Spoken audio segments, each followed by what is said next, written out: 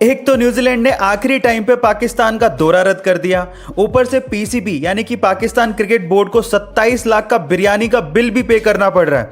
जी हाँ गाइस, आप ठीक सुन रहे हैं। एक रिपोर्ट के मुताबिक जो सिक्योरिटी ऑफिशियल्स रखे गए थे न्यूजीलैंड टूर के लिए, उनका 27 लाख का सिर्फ बिरयानी का बिल बन रहा है। रिपोर्ट्स ये भी कहती हैं कि इस टूर के लिए पाकिस्तानी आर्मी के साथ साथ 500 पुलिसकर्मी लगाए गए थे। अब बताओ और क्या करे पाकिस्तान। फिर भी न्यूजीलैंड लास्ट टाइम पे छोड़ के चला गया।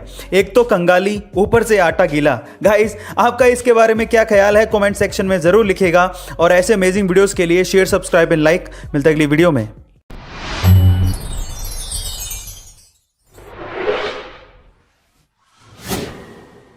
भरी मीडिया में जब उसने माना कि सैंड पेपर से बॉल टेम्परिंग का आइडिया उसका था, तो इस बात से पूरी तरह से क्रिकेट ऑस्ट्रेलिया हिल गया और उस खिलाड़ी पर 1 साल का बैन लगा दिया गया। उस 1 साल में उसकी बहुत बदनामी हुई और उसे लगने लगा कि क्या वो कभी टेस्ट क्रिकेट खेल भी पाएगा। लेकिन क्रिकेट के लिए उसने अपने पैशन को कम नहीं होने दिया। फाइनली 2019 में इंग्लैंड के खिलाफ उसे एशेज खेलने का मौका मिला, लेकिन जैसे ही वो बैटिंग के लिए उतरा, वहां के लोगों ने उसे सैंड पेपर दिखाकर चीटर कहना शुरू कर दिया और रोते हुए मुखौटे लगाकर उसे चिढ़ाना शुरू कर दिया। लेकिन उसने आलोचकों को जवाब अपनी बैटिंग से दिया। उसने दोनों इनिंग्स में शतक ठोके और साथ ही साथ पूरी एशेज में 774 रन बनाकर यह साबित कर दिया कि चैंपियन गिरते जरूर हैं लेकिन डरते नहीं। जब वो पैदा हुआ तो उसके शरीर में 40 फ्रैक्चर्स थे। डॉक्टर्स ने कहा कि 2 दिन से ज्यादा तक जिंदा ही नहीं रह सकता।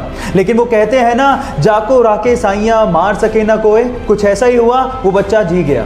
फिर डॉक्टर्स ने फाइनली उसका इलाज शुरू किया, लेकिन पेरेंट्स को कहा कि प्लीज आप अगले 6 महीने तक इसको हाथ मत लगाइएगा, क्योंकि उसको हाथ लगाती उसकी हड्डियां टूटने लगती थी। फाइनली ये 15 साल का लड़का, जिसके शरीर में टोटल 140 फ्रैक्चर है, जिंदा दिली की मिसाल है। वो अमेरिका का एक फेमस रैपर और एक मोटिवेशनल स्पीकर भी है।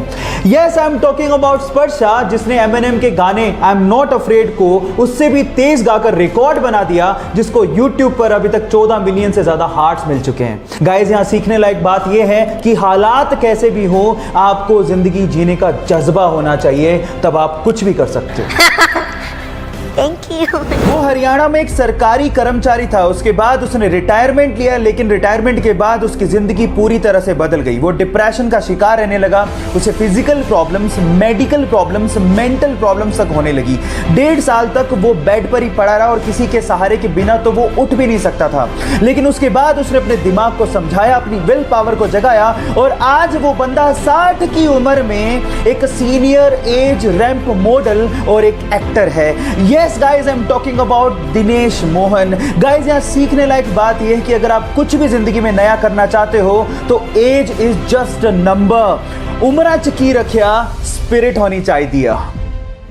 जेफ बेजोस दुनिया के सबसे अमीर लोगों में शुमार है इनका नाम। जी हाँ guys, the richest person on this earth planet. लेकिन इसके बावजूद भी उनका डाउन टू अर्थ नेचर देख के आप लोग हैरान रह जाओगे। यह हमें तब देखने को मिला जब ये इसी साल जनवरी में इंडिया आए और अमेज़न की तरफ से, जी हाँ अपनी ही कंपनी की तरफ से, एक डिलीवरी मैन बन गए और एक जगह उन्होंने अमेज़न की तरफ से प्रोडक्ट को डिलीवर भी किया। गाइस, अब आप समझ चुके होंगे कि अमेज़न इतनी ऊंचाइयां क्यों छू रही है। जब नेतृत्व ही इतने कमाल का हो तो कंपनी ऊंचाइयां छुएगी ही। आपकी जानकारी के लिए मैं आपको बता देता हूं कि अमेज़न एक ऐसी कंपनी है जो कि कस्टमर सर्विसेज को बहुत ज्यादा तवज्जो देती है और कस्टमर्स को किंग मानती है। एक बार एक महिला अपने बच्चों के साथ एक ज्वेलरी शॉप पे जाती है और अपनी अंगुली से अंगूठी निकाल के सेल्समैन को देकर ये कहती है कि मुझे इसे बेचना है। तो सेल्समैन अंगूठी देखने के बाद उस महिला से पूछता है कि आप इसे क्यों बेचना चाहते हैं। तो महिला जवाब देती है कि इस वक्त मुझे पैसों की सख्त जरूरत है और अंगूठी बेचने के अलावा मेरे पास कोई चारा ही नहीं है। यह सुनकर सेल्समैन का दिल भर जाता है और उसके बाद जितने पैसों की जरूरत उस महिला को थी, वो सेल्समैन उसे वो पैसे देता है। लेकिन आंखों से आंसू तब आ जाते हैं जब वो सेल्समैन उस रिंग को भी उस महिला को लौटा देता है। आप इस वीडियो में उस महिला के रिएक्शन उसके बाद देख सकते हैं। गाइस, इसे देख के लगता है कि इंसानियत आज भी जिंदा है। आपको ये इंसानियत का पैगाम कैसा लगा, लोगों के साथ शेयर जरूर करिएगा।